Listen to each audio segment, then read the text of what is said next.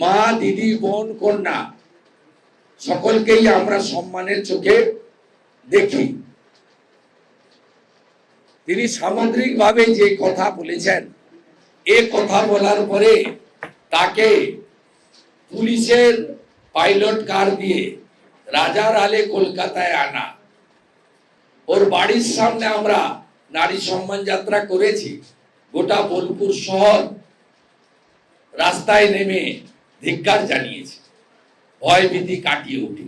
তৃণমূলে যত এই ধরনের কুকথা এবং কাজ করবেন, তত দ্রুত আপনার পদোন্নতি হবে। প্রমাণ হয়েছে আরজিকর কাণ্ডে অভয়ার দেহ তাড়াতাড়ি পুড়িয়ে দিয়েছিল বলে পানিহাটির সেই কাউন্সিলর কীর্তিমান, তিনি আজকে পানিহাটির পৌর প্রধান পদে অভিষিক্ত হয়েছেন।